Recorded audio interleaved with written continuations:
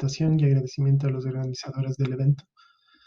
A continuación voy a exponer el tema reducción de sangrado en miomectomía, una revisión sistemática de la literatura. Como objetivos de este estudio, nos planteamos primero establecer el método quirúrgico de elección en miomectomía. Segundo, determinar los beneficios de la opción laparoscópica. Tercero, enumerar los métodos de reducción de sangrado en miomectomía laparoscópica y su eficacia. Y por último, sugerir cuál es el método de elección para reducción de sangrado. En cuanto a una leve introducción sobre lo que son los miomas, tenemos que estos son tumores benignos del útero. La miomectomía es la cirugía de elección para mujeres con miomas sintomáticos que desean mantener su útero.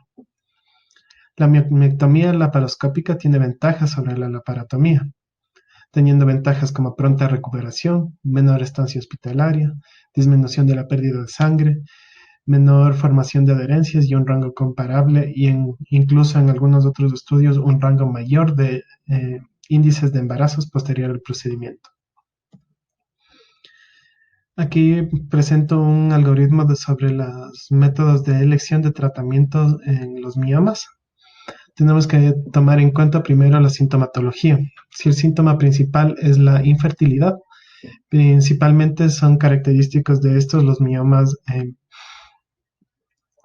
submucosos. Los miomas submucosos generalmente se tratan por una histeroscopía con una resección del mioma y generalmente no necesitan una miomectomía abierta o laparoscópica. Si el síntoma principal es el sangrado, principalmente, tenemos que si hay estos síntomas, tenemos que tomar en cuenta el deseo futuro de embarazo de la paciente.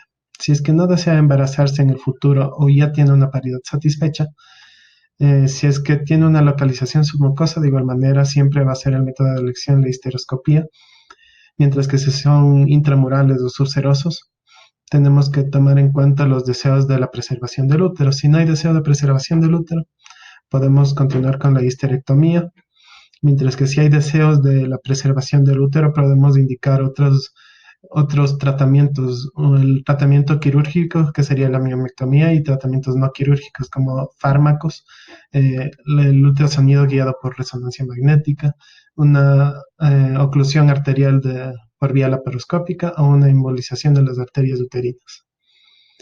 Si es que los síntomas están presentes y hay un deseo de futuro de embarazo, tenemos que, de acuerdo a la localización, de igual manera, elegir el tratamiento quirúrgico específico. Si es que son submucosos, como les decía, el tratamiento siempre va a ser el de elección, la resección histeroscópica, mientras que si son intramurales o subserosos, el método de elección es la miomectomía.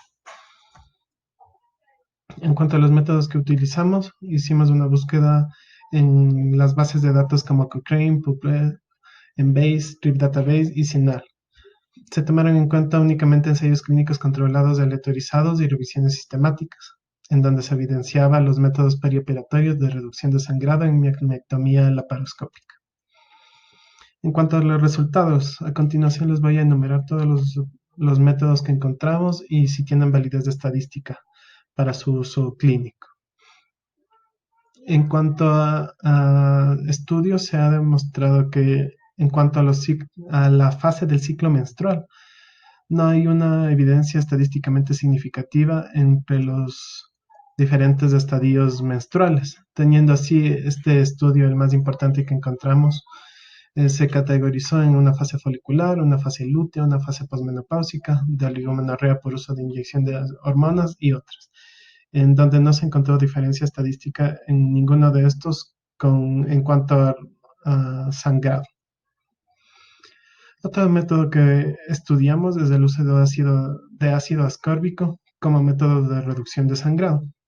La dosis que se utilizaron en la mayoría de estudios que encontramos es una inyección intravenosa de 2 gramos de ácido ascórbico 30 minutos antes de la anestesia. De igual manera, el uso de este no se encontró evidencia significativa como método de reducción de sangrado. Tenemos otro método, es el método de oclusión de la arterial temporal de las arterias uterinas o de las arterias uterinas y de las uterováricas con clowns bulldogs laparoscópicos como método de reducción de sangrado. En cuanto a este método, sí tenemos evidencia altamente estadística sobre reducción de sangrado miomectomía laparoscópica especialmente. Algo que hay que tomar en cuenta dentro de estos estudios, o algo que tomaron en cuenta los investigadores en estos estudios, fue el riesgo de alteración de la fertilidad en estas pacientes.